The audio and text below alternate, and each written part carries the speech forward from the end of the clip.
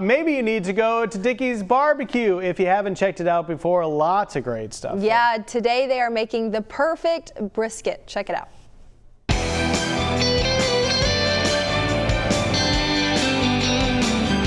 Hi y'all, I'm Laura Ray Dickey. And I'm Chef Phil Butler. And we're here in the original Dickey's Barbecue. We've been smoking brisket here since 1941, and we wanted to share a few of our barbecue insider secrets with y'all. In fact, Chef, you've taught me one of my favorite barbecue pieces of wisdom, and I have this gorgeous raw brisket here.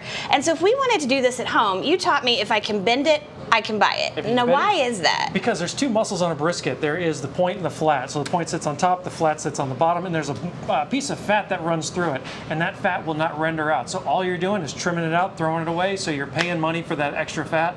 So if you can bend it, it means there's not a lot of fat between those two muscles. Which I love that tip. So you can't smoke it out. It's not going to add to the flavor. And if you want to get to this gorgeous brisket also that you've got in front of you, you just do a really simple 3-step process. Yeah, we trim it, get down to about 1/4 inch of fat on top, and then lastly we rub it. And you can rub with olive oil, mustard, Worcestershire, but we do yellow mustard. Yep. And then salt and pepper. That's it. So salt and pepper, the hickory smoke, low and slow. And not a lot of mustard, right, Chef? I mean, just a light coating, and then you just rub it in, and you make sure that salt and pepper's there, and that's what that gorgeous bark is, right? That's it. And the bark is the formation because of the reaction between the smoke and the mustard and the salt and pepper.